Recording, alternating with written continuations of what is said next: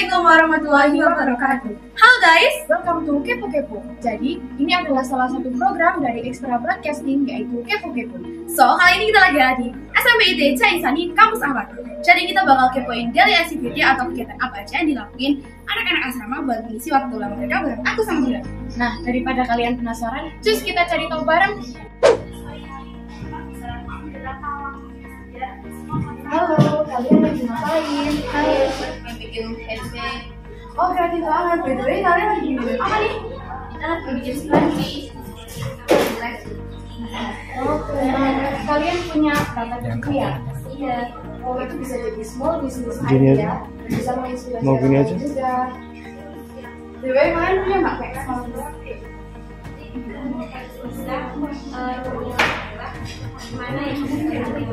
wah, keren banget kalian punya data bisa menginspirasi orang lain juga. Bukan small business lagi, tapi aku udah punya brand yang namanya Head. Ini lucu banget packagingnya, kalian di sini. Iya. Keren banget, boleh buat aku nggak? Aku udah siapin kok buat kalian. Ini. Iya, makasih. Tahu nggak sih, Dit? Tadi aku baru baca buku novel, judulnya Sensor. Oh, jadi kalian ngisi waktu luang kalian dengan membaca ya? Iya, kalau kita lagi nggak tahu mau ngapain, kan baca.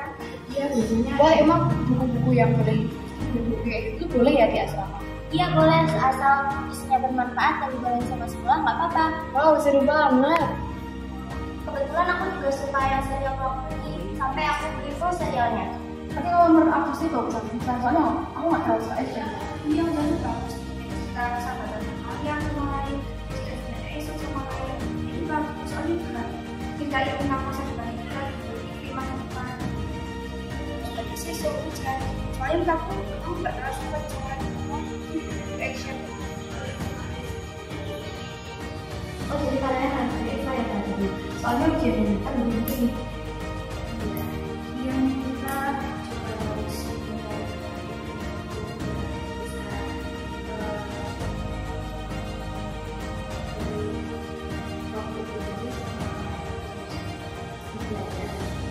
Jadi otomatis kalian tuh udah gitu ya lagi kayak waktu itu kegiatan kebayokan di sekolah dan sama. ya nanti kalau ada waktu bisa belajar.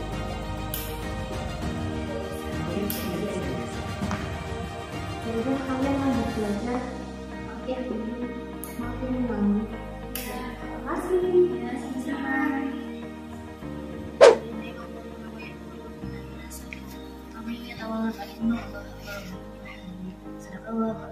Maaf ya bisa ganggu. Iya. Wah, kalian lagi saling setoran ya? Iya. Baru tasmi 3 juz sekali duduk ya? Iya. Gimana sih cerita pengalaman kalian tasmi sekali duduk? Jadi awalnya tuh pas belum tasmi 3 juz, awalnya tuh mikir kayak susah banget gitu loh, kok bisa sekali duduk tasmi 3 juz. Tapi ternyata pas udah dicoba, ya nggak usah itu. Yang kita hafal, yang kita tahu, salahnya kita ada di mana aja. Wah, kasih tipsnya dong. Tips yang pertama, kita tuh nggak boleh malas-malasan ya buat murojaah. Itu tips yang paling utama. Karena kalau misalnya kita malas-malasan buat murojaah, kita itu nggak bakal terlaksana. Tips yang kedua, membuat jadwal murojaah. Kayak misalkan sehari ini kita harus murojaah 2 surat. Sebisa mungkin, semaksimal mungkin kita harus murojaah 2 surat itu dalam 1 hari. Nah, selain itu, kita juga harus istiqomah dalam belajar. Soalnya kalau kita nggak istiqomah, kan percuma hafalan yang di hafal sebelumnya jadi lupa. Nah, hafal tuh emang gampang, tapi yang ingat-ingatnya susah. Maka dari itu kita harus rajin belajar. Ini kalian lagi main apa nih? Gimana konjoin ya? Ayo.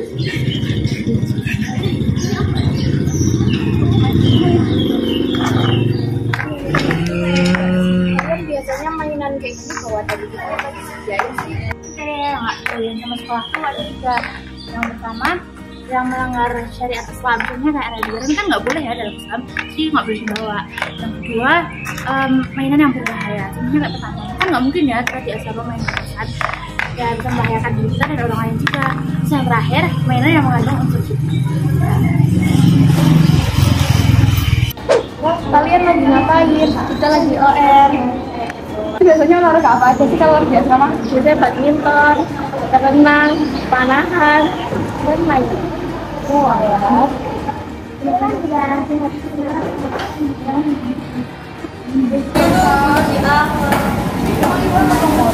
Nah, mengisi waktu luang itu bisa diisi dengan banyak hal, dan itu hal-hal yang baik ya. Misal tadi handmade, tilawah, olahraga, dan lain-lain. Nah, daripada kalian bingung cara memanage waktu, mending kita lihat tips dari teman kita yuk. Kita juga siapin, terus misal maunya Tasmi kan juga bener-bener harus dipersiapin. Terus Jumatnya ada muhadharah kayak speaking. Terus Sabtu sama Ahadnya misalkan nih nyiapin agenda acara, kayak misalkan kamu kalau nyiapin agenda OSIS gitu kan. Hanya kita tuh juga harus tahu dalam sepekan tuh ada apa aja, dan itu tuh jangan sampai kelewat. Jadi kita tuh juga harus tahu apa aja yang perlu kita persiapkan. Misal kayak tadi mau muhadharah, kita harus ngapalin teks muhadharahnya dulu, terus mau tasbih juga harus mengerjakan dulu gitu. Kalau perlu juga dicatat biar nggak kelupaan. Cuma tahu aku lupa, aku tuh pas itu tuh ada mau ulangan matematika, terus aku lupa, padahal temen-temen aku kayak juga belajar, tapi kok aku lupa gitu loh. Tiba-tiba pas hari H ulangan matematika, ya udah seadanya. Jadi kita nggak tahu gitu. itu kan nanti kena sendiri kok. Dan yang kedua itu adalah yang ini termasuk juga penting, itu kita harus cari tahu sekolah atau misalkan asrama itu ada kegiatan apa aja, kayak misalkan jadi dekat-dekat ini ada kegiatan apa aja, jadi kita harus tahu. Jadi kalian tuh harus tahu besok, lusa, atau hari itu kira-kira ada acara dari sekolah atau dari luar sekolah gitu. Misal kayak contohnya besok ada mukhoyam Quran, terus besoknya ada ekstrakurikuler apa. Harus update ya. Iya benar, harus tahu. Nanti kalau kayak tadi pengalamannya kayak Hilwa itu kan mungkin. Terus yang ketiga itu setelah kalian tahu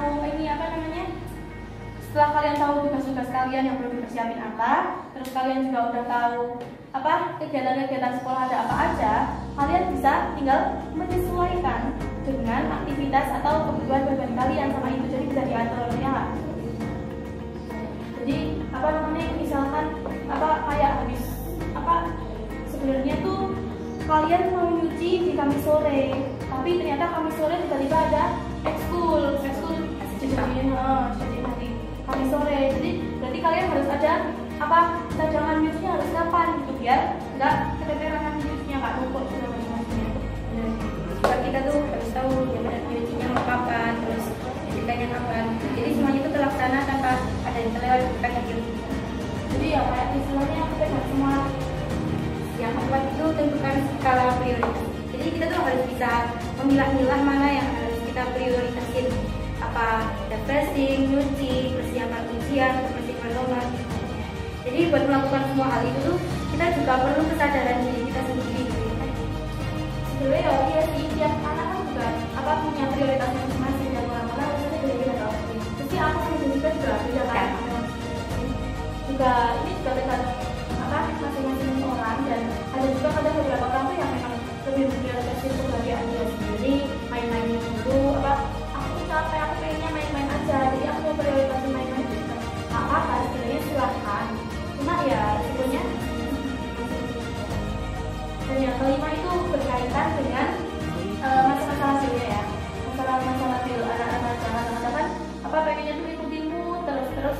Yang perlu dihindari dari ini adalah, yang pertama adalah kalian gak boleh buang-buang waktu, terus yang kedua harus mengurangi kebiasaan menunda, sama yang ketiga itu harus bisa memanfaatkan setiap peluang yang ada. Jadi kalian tuh kalau bisa bukan mengurangi, tapi malah jangan sampai kalian tuh menunda-nunda pekerjaan atau biasa disebut procrastination gitu ya. Juga kalian jangan gantungin apa-apa sama mood kalian. Misal kalian lagi moodnya lagi jelek terus jadi malas kerjain ini itu. Rasa malasnya itu juga jangan diladenin. Terus kalau misal ada waktu luang tuh dipakai, manfaatin dan jangan disia-siain. Terus kadang kan juga anak remaja, bahkan di sekitar kita juga, bahkan di diri kita sendiri ya, masih sering gantungin harusnya siang itu nyuci. Terus kan antriannya selanjutnya kita kan juga banyak yang mau nyuci nih. Jadi jangan membeli pun kalau misal aku malas nyuci, nggak mau nyuci, itu kan malah kasihan ya, setelah itu maksudnya. Kalau misal kalau udah selesai kewajiban semua, nah itu baru boleh misal kayak main-main refreshing. Jadi kan nggak ada yang ganjel gitu kan. Asalkan kalau udah selesai main dulu. Jadi kalau prinsip yang sering kita dengar kalian ini loh, bersakit-sakit dahulu, kemudian tuh ternyata penting juga ya. Yang terakhir itu bisa buat planner kalau bisa dirasakan. Planner kayak gini ya, sebenarnya juga nggak harus kayak gini. Kalau misal kalian cari di internet juga banyak nggak sih sebenarnya. Ini planner tuh sebenarnya opsional aja. Kalau kalian nggak mau bikin ya nggak apa-apa. Cuma ini buat pengingat, apalagi buat yang sering lupa kayak aku, sering banget lupa mau ngapain lupa. Jadi kadang-kadang aku suka bikin daily planner kayak paginya mau ngapain, siangnya mau ngapain, malamnya mau ngapain. Jadi misal ada hal-hal penting gitu, aku nggak bakal lupa karena udah ada pengingatnya. Cuma ngandelin cuma ingatnya doang itu benar. Iya. Saya bisa bikin kayak gini. Kalau ya udah terlaksana nanti juga bisa Terus ini kita juga bikin ini ya kolom skala prioritas.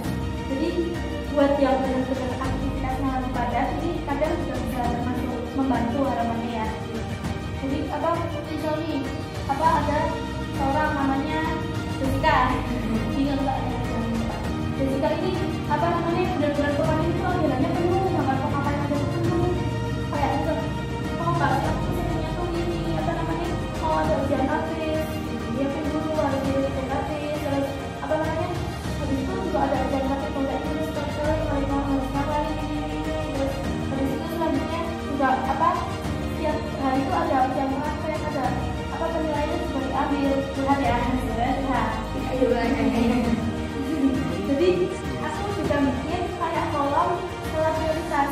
Ini prioritas yang harus diutamain di sini. yang penting dan bisa. Yang pertama contohnya bisa ibadah kayak sholat, terus baca Al-Quran, itu termasuk yang penting sama bisa. Terus kayak persiapan ujian, persiapan presentasi segala macam itu masuk ke penting dan mendesak, harus diprioritaskan dibanding apapun. Dan setelah ibadah Ya, sekali ibadah. Terus yang harus diprioritaskan kedua adalah hal yang tidak penting tapi mendesak. Ini opsional masing-masing ya, Tergantung diri kita. Yang menurut kita itu sebenarnya nggak penting-penting banget, tapi itu bisa mendesak. Itu mendesak.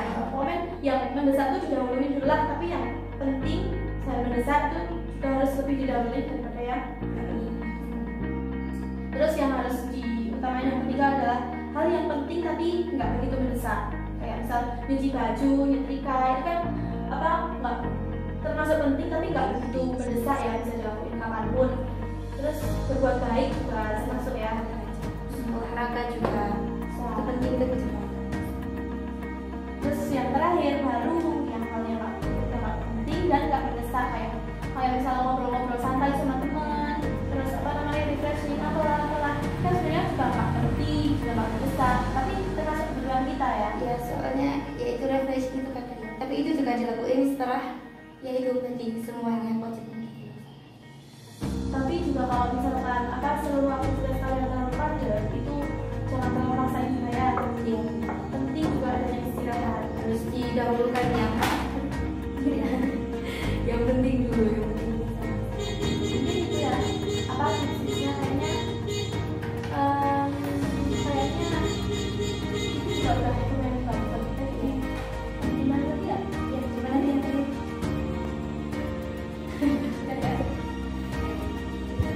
Nah, itu tadi tips-tips dari teman-teman kita. Ternyata manajemen waktu itu penting ya.